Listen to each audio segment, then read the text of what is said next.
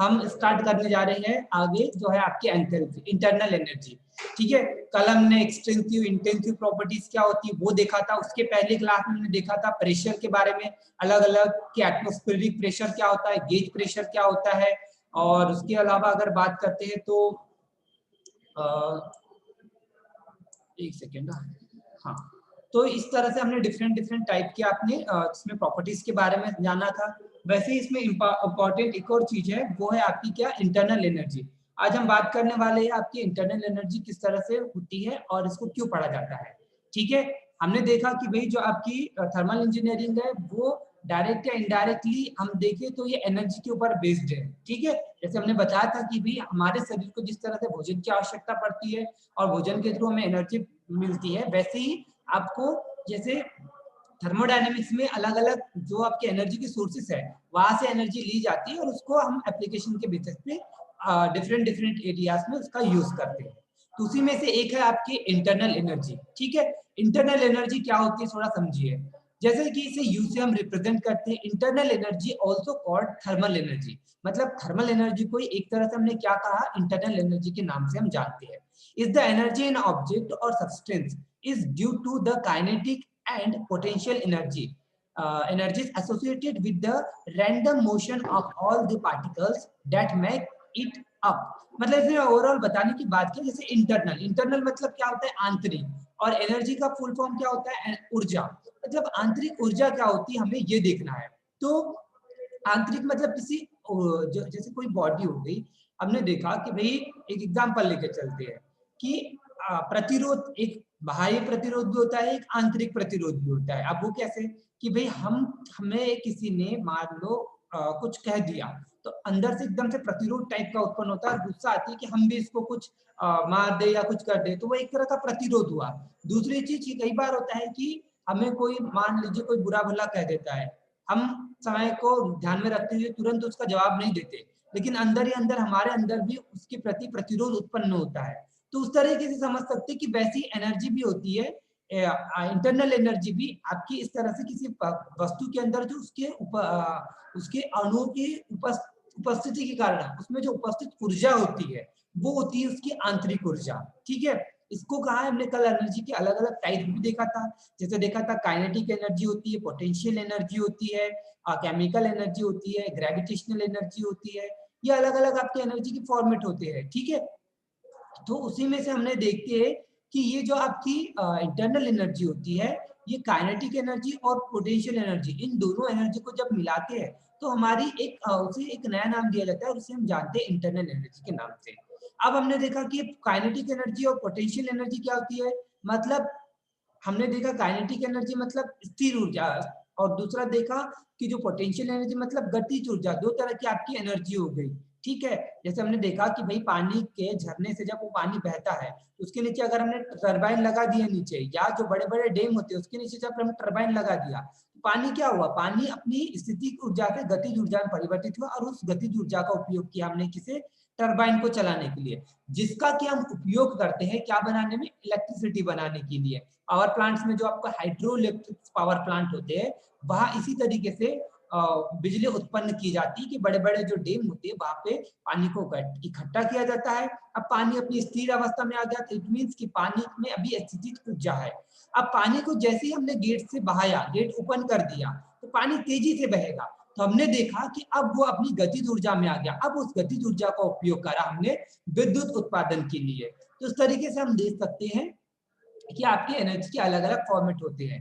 Internal energy आगे देखिए आगे लिखा है अगले पॉइंट में, internal energy is defined as the energy associated with the random disordered motion of molecules. मतलब कि भाई कोई अणु है, उसके अणुओं के अंदर अगर वो अपने मतलब उनका जो स्ट्रक्चर है उससे भी वो जुड़े हुए हैं, और अणु देखिएगा कि आपस में कोई ना कोई वो गति करते हैं, तो उस गति के कारण जो उसमें उपस्थित जो ऊर्जा होती है वह उस अणु की आंतरिक ऊर्जा कहलाती है। इसकी यूनिट अगर हम बात करते हैं तो ऊर्जा को मापने की आपको पता है किलो जूल या फिर जूल से हम माप सकते हैं जो इंटरनल एनर्जी या एनर्जी को कहे तो। ठीक है, तो इतनी चीजें अगर हमें आ गई समझ में। अगली चीज अगर हम देखें तो आगे हमारा एंथैल्पी, कि एंथैल्पी क्या होती है। ठीक है, जैसे कि हमने अभी देखा कि गतिज ऊर्जा, जैसे आंतरिक ऊर्जा को जब भी हम डिफाइन करते हैं तो उसमें हम गतिज ऊर्जा और स्थितिज ऊर्जा इन दोनों को सम्मिलित नहीं करते, इसे अलग रखते हैं। ठीक है, आगे बताया है कि उसकी जो कुल आंतरिक ऊर्जा होती है उसको क्या में मापा जाता है, यू से डिफाइन किया जाता है। ठीक है, एक फॉर्मूला होता है जैसे del u is equal to q plus डब्ल्यू, जिसमें से कि डेल यू जो होती है वो होती है उसकी निकाय की आंतरिक ऊर्जा में परिवर्तन, और अगर क्यू की बात करें तो निकाय को कोई ना कोई जो निकाय होता है उसको हम ऊर्जा दे रहे हैं, वो निकाय की ऊर्जा कहलाएगी। और डब्ल्यू की अगर हम बात करते हैं तो वो हो जाएगा उसका वर्क, जो कि आपने आपका जो निकाय है उसमें कुछ ना कुछ कार्य किया होगा तो वो हो जाएगा उसका वर्क। चलिए समझते हैं। Internal energy is defined as the energy associated with the random disorder motion of molecules. It is the separated in scale from the macroscopic ordered energy associated with moving object. मतलब इसमें आपको बताया है कि जैसे आपकी जो एनर्जी होगी, ठीक है, इंटरनल एनर्जी की बात किया है, वो कैसे होगी। जैसे अगर आप ड्राइंग के थ्रू में स्केच करके आपको दिखा दे, एक सेकेंड, जैसे हमने दिखाया आपको, मान लीजिए ये कोई कंप्लीट एक बॉडी है ना, या कोई ऑब्जेक्ट है। इस ऑब्जेक्ट के अंदर आपके कोई भी ऑब्जेक्ट जो मिला होता है ये छोटे छोटे मॉलिक्यूल से मिलकर बना हुआ होता है। ठीक है, अब मॉलिक्यूल्स क्या हो गए, किसी बॉडी के अंदर आप देखिएगा कि वो मूवमेंट करते रहते हैं। जैसे सॉलिड में देखिए तो सॉलिड में आपको एकदम नजदीक नजदीक सारे मॉलिक्यूल्स दिखाई देंगे। अगर इसके अलावा लिक्विड की अगर बात करते हैं तो इनमें मॉलिक्यूल्स में थोड़ा ज्यादा गैप होता है। ठीक है, जैसे एक यहाँ है तो दूसरा यहाँ होगा, तीसरा यहाँ होगा, चौथा यहाँ, पांचवा यहाँ।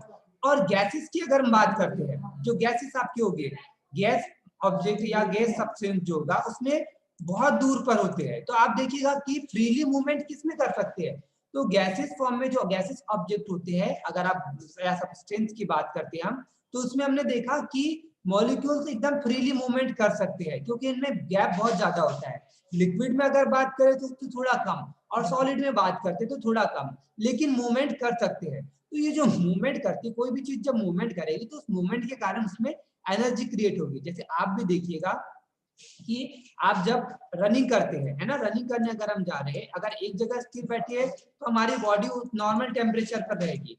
लेकिन अगर हम ज्यादा तेजी से मूवमेंट करते हैं, आगे तेजी से बढ़ते हैं, तो क्या होगा कि भाई हमारी बॉडी एकदम हीटअप हो जाती है, गर्म हो जाती है। ठीक है, तो हमने देखा कि वो किस वजह से हुआ कि भाई हमने जब दौड़ लगाया तो हमारे बॉडी पार्ट्स भी उसमें पार्टिसिपेट किए, वो भी मूवमेंट में आ गए, रनिंग मोशन में आ गए। और मोशन से क्या हुआ कि वो अब एनर्जेटिक हो गए और आपको थोड़ा ज्यादा आपका बॉडी का टेम्परेचर लगने लगेगा।